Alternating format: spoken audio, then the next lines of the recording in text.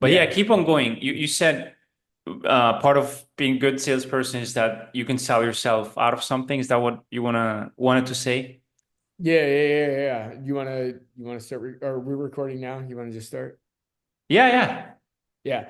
Well, I mean, for me, one of the biggest problems, like, being a really good salesperson is that you can sell yourself on your own BS, right? And like one of my buddies, I was talking about that with one of my buddies, and he's like, "Yeah, that's the problem. I write the best commercials for myself. I always buy whatever I'm selling." And when I think one of the reasons why I allowed myself to stay stuck, right? I never took extreme ownership of my fitness was just I was like, look, other people don't understand what I'm going, the complexities of my life, that there's um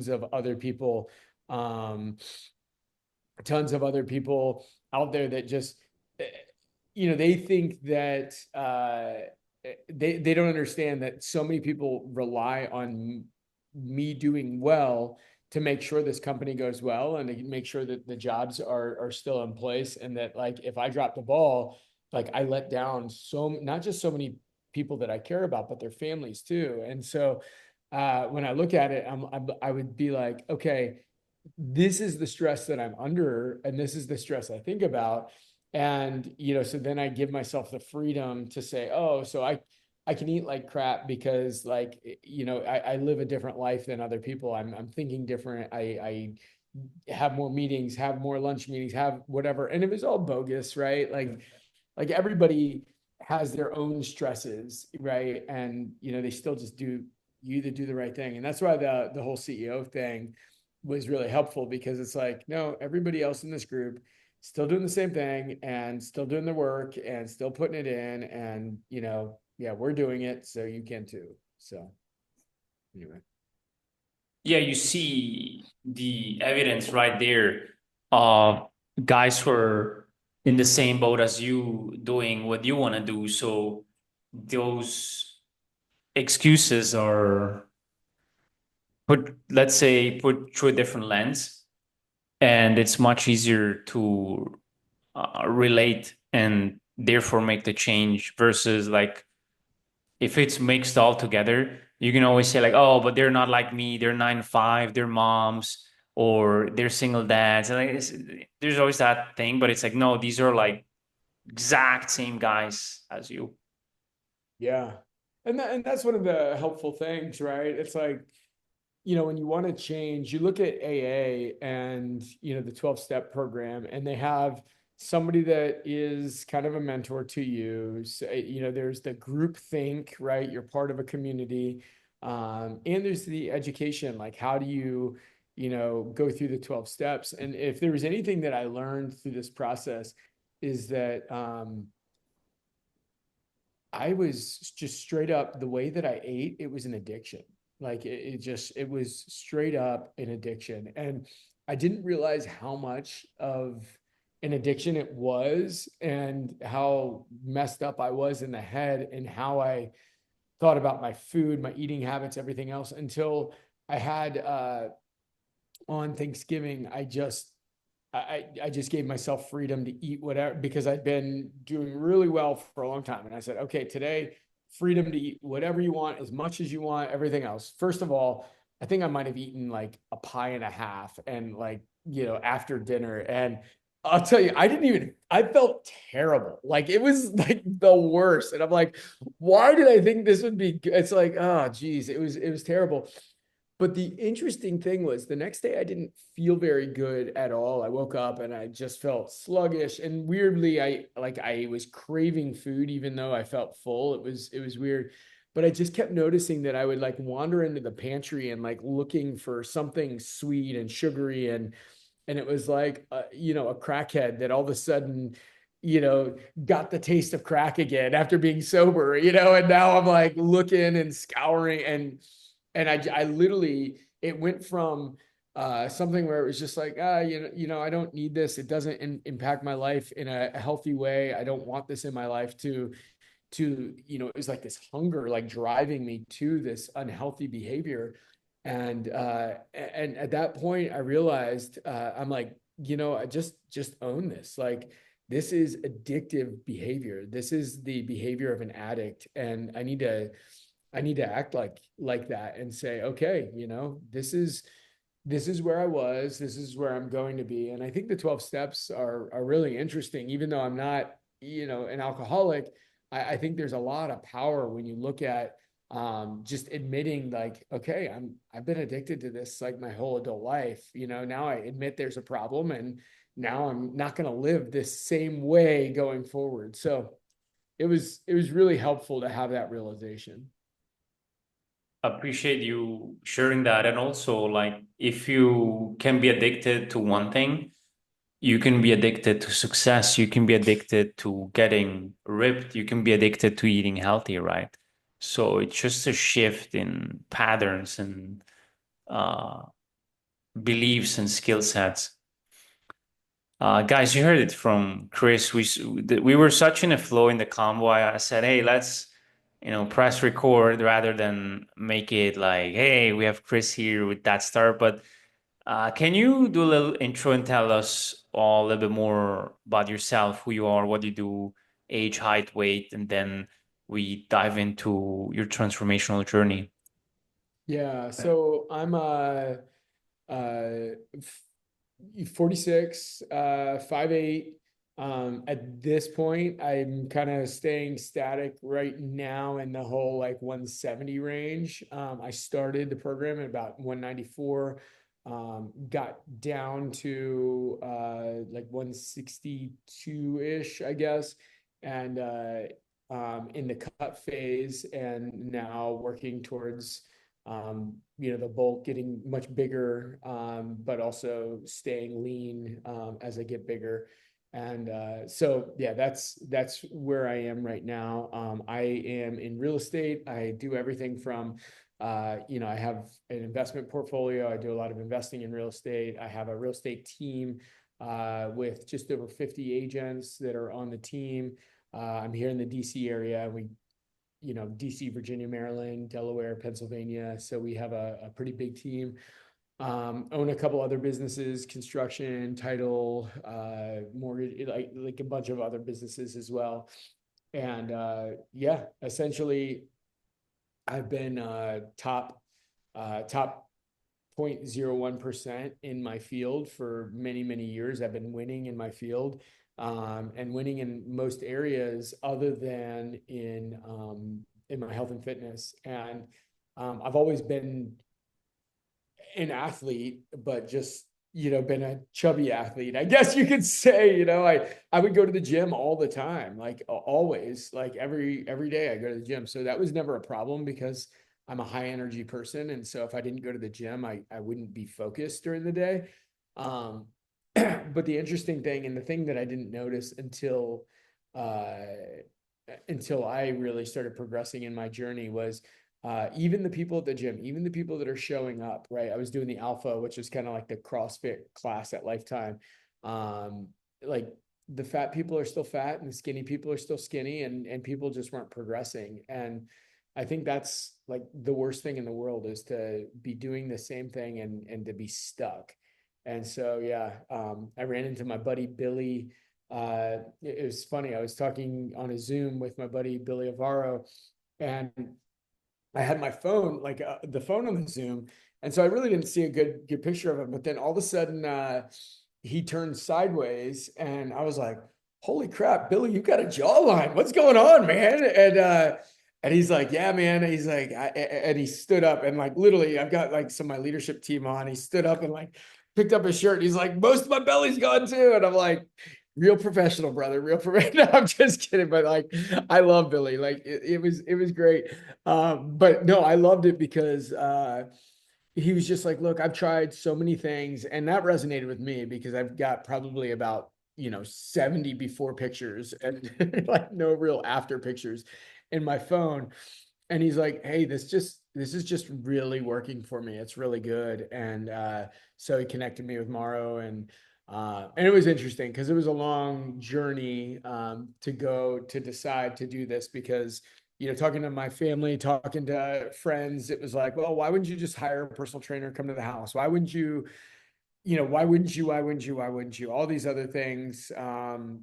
versus doing this. And, one of the things that I've learned is, when you've seen success with other people, one of the phrases that I always teach my salespeople is imitate, then innovate, right? Like just do what successful people are doing, and then you can figure out things on your own. Why would you try to reinvent the wheel if you see it's working for other people? Like, why try to figure out how to do it on your own? And I was like, I think that's foolishness. Wisdom is to learn from others. So I was like, all right, I'm in. And it was a long process. Mara will tell you. We talked for what, like 3 weeks, a month, something like that, before I decided to pull the trigger.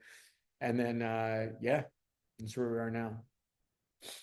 Yeah, I love what you said. One of my friends posted or told me once, fools learn from their own mistakes. Smart people learn from the mistakes of others. It's like if someone made 10 mistakes and you can shortcut those and learn from that person, why would you want to do the same 10 mistakes? Makes zero sense. Yeah. Yeah. So, We're called the road less stupid. That's, very much like that. yeah. I feel like we've Well, all I can traveled that road even more tell that stupid to too many myself, right? times. Like in other areas of my life where I was the one learning from his own mistakes until I hired mentors, especially in business and marketing. You know, you were new to fitness. You've done a lot of things, very active. What would you say was different this time with the kinetic method compared to all the other programs? Well, as I talked about just the addiction thing, I think there were a couple things. One, um, well, a handful of things. I do some coaching in the real estate space as well, and I when you pay a little bit more money for something, then you take it a little bit more seriously, right? Because you have buy-in, right? Skin in the game. So that was one thing. The other thing was there was an education component, and I'm a learner. I love to learn. I like anything I do, right? Like I'm playing pickleball. Like I love pickleball, and so like I have a goal around that where every day I'm trying to get better. I'm taking lessons. I'm learning on, just different strategy levels. In my business, every day I'm trying to level up and learn. So like the education component was really good. And, I've been an athlete my whole life. So it wasn't like these are, it was really good because I felt like it wasn't just like 101 stuff. It was like super helpful and productive stuff. And then the third piece is like the whole tribe environment, the fact that there are other people that are CEOs as well that don't give you the out to say that my life is different than other people, right? That they're like, look, I don't care what complexities you have in your life. We all have complexities in our life, and you either do it or you don't do it, right? Like don't don't allow yourself to buy the lie that um that you that your life is so hard that you can't eat right, or that you have to take the quick option that may be unhealthy. um it's a choice. It's a choice. So those were the pieces that really, when I saw it and when I implemented it, I realized it's really, really been helpful. Yeah, I remember when we first chatted, for you, it was really not doing another program and then counting it as a failed attempt, but rather having something that you can stick to also while traveling. I remember we talked about that. I think it was at the very end. So, in hindsight, would you say, the current routine that you're having and implementing and following, is that something you feel is sustainable for the next few years? Yeah, so here's the big thing. I've got a lot of friends that are in different weight loss journeys and whatnot. And one of the things I did, like there was, I think it was like isogenics, right? And the whole idea behind isogenics is like you drink 2 shakes a day and then you eat one meal at the end of the day. And it worked for a little while, but the reality is I don't want to live my life. I enjoy food. I enjoy eating. I like that is something that I enjoy. And I was like, wait, I don't know that it's worth it to give up eating, to to be fit. I don't know that that is worth it. And I didn't buy into that. And so that was part of it. And then I've got other friends that do intermittent fasting and they eat like one meal a day. And so they spend their whole time. And I'll tell you, like I get hangry, right? Like people don't like to be around me when I'm not eating, right? Like my blood sugar, like everything else, I just don't feel good and other people don't feel good around me. And so what I loved about this is, when you're just looking at your macros, you can have really good food that just is healthy and you're just substituting different food for good food, right? And I think I shared this story before, Mara, when um the first night, like my daughter plays field hockey in college, and my wife and I went watched the game and took her and some friends out to dinner afterwards. And we went to their little favorite restaurant, and they have this loaded Reuben, right? And I walked in, and I was like, "Oh my gosh, I love Reubens! Like I love Reubens!" And I'm like, this sucks because it just does not fit. Like, I mean, literally, it'd be like 3 days worth of my macros to eat this one Reuben. And so I got something else. And, and actually, Robert had talked to me about that, who I was working with pretty regularly. He's like, here's how you choose when you go to restaurants, just pick a protein and pick a veggie and, you'll be good, and so my wife and my daughter and all their friends got this loaded Reuben, and I was looking at it and I was so bummed about it that I was giving up that. And then I looked down and I'm like, I'm eating a steak with vegetables like mashed potatoes, like whatever. I was like, I'm eating pretty well. And then I just decided I was going to enjoy my steak, and I enjoyed my steak. I loved it. But then here's the best part about it. Actually, last night, like as I learned to understand the macros through this program, you realize that you can have a lot of foods that you didn't think you could have. So actually, last night, my wife and I had it was like a high protein Reuben wrap, right? We got protein tortillas and made a high protein Thousand Island dressing through sugar free ketchup, Greek yogurt, sweet relish, put some sauerkraut on it, and then corned beef in there, rolled it up and cooked it. And it was massively high protein. It tasted awesome. And I didn't have to give up the things that I love in life. I was able to just make substitutions, and my protein was through the roof, and my carbs are way down, and my fats and everything else were way down in that. And so once you learn how to substitute things, you can have just a really, really great life where you're eating great food and you're not super fat. That's the key, man. You're spot on because then you get the good of both worlds where you're fueling your body with the right raw materials it needs, but also can have a little bit of, let's put it that way, fulfilling your sweet tooth. If you're someone like me and Chris who, likes to indulge a little bit, and you can still be lean and ripped and jacked and everything you want. So I have one last question for you. Obviously, everyone wants to know what type of results you achieved. So tell us a little bit more. One, maybe externally, like weight loss, the abs and everything. Number two, internally, energy, motivation, brain, mental clarity. Maybe number three, if you see it had any impact on your business, performance, productivity, negotiation, whatever. Yeah. Well, I'll start with the last piece.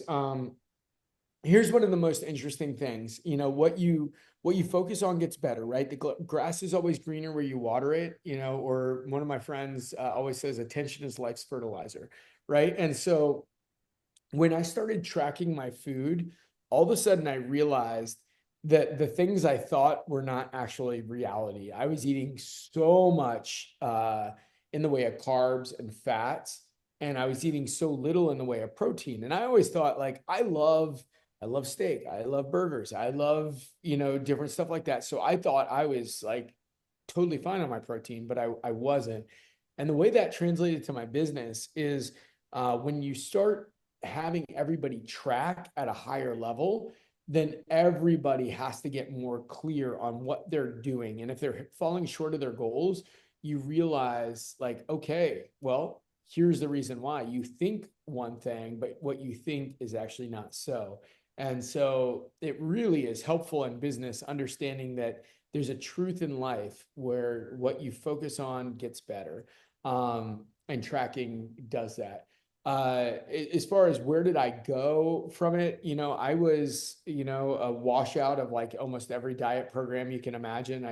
I did P90X like for, 4 years. It's supposed to be 90 days, and um, I went from uh, just always being a guy that looked like I went to the gym, but also looked like I like to eat.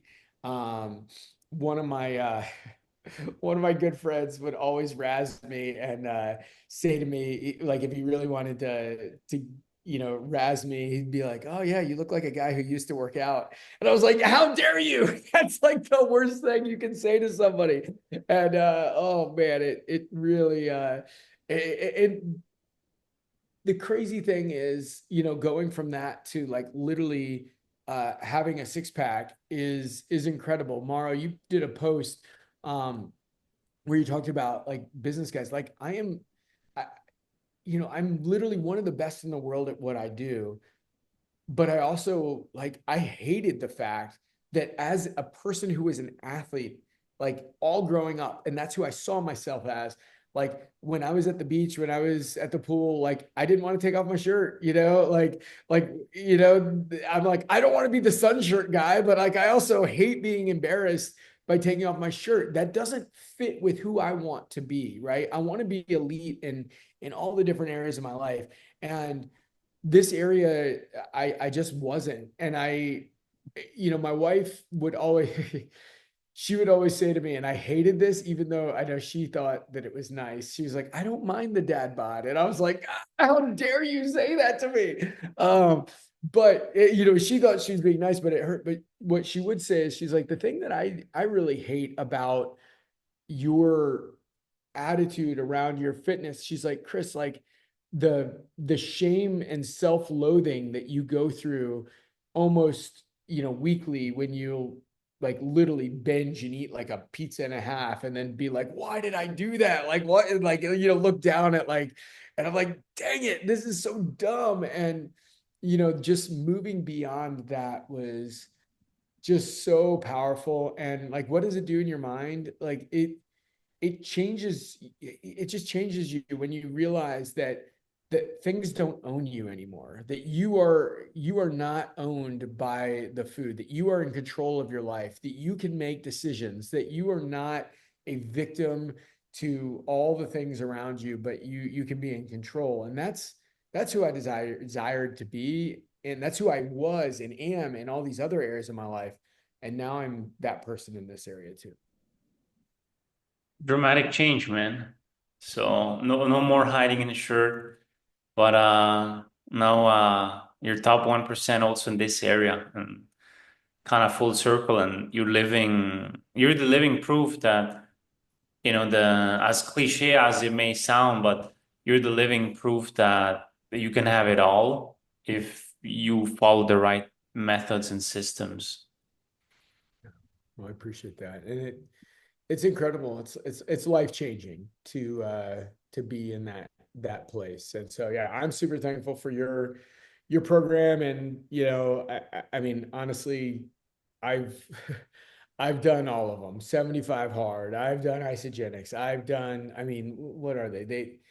Man, like I could just go on and on and on. Intermittent fast, like my intermittent fasting, I drank bulletproof coffee, and the only thing I got out of intermittent fasting was an addiction to caffeine, right? So it's like, just the whole process was just, all these failed things. And I'll finish with this, like, a number of years ago, I was at church and I heard this pastor talk about being a finisher, right? And he talked about all these places where people start but don't finish.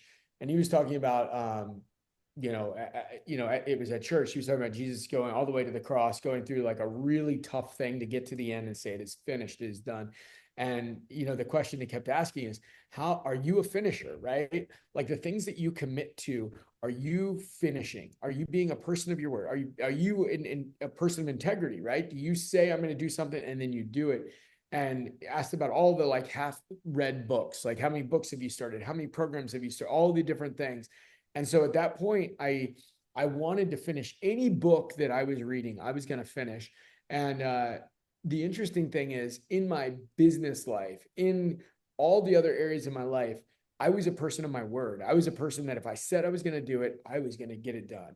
But this is the one area where I I was not a person of integrity. I gave my word that I was going to do something, and then I didn't finish time and time and time again. And that begins to eat at your soul, where you're like, man, I said I was going to do this and then I didn't do it.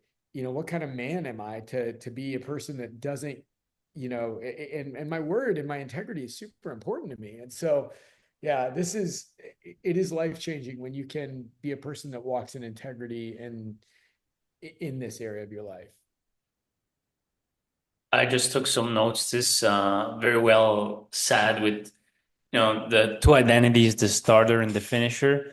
Only one gets the job done, and you're spot on. A lot of people give their word without really thinking about the commitment behind this. Like, oh yeah, I'm gonna do it. It's like, wait. Like, are you really sure that you're gonna follow through on what you just said? But when you do, as you said, it's not just the outcome, but it's who you become, a man of integrity, a man who keeps his word, or a woman of integrity and a woman that keeps her word. So, all right, man. This was great. Thank you so much for jumping on and sharing your transformation words of wisdom with everyone.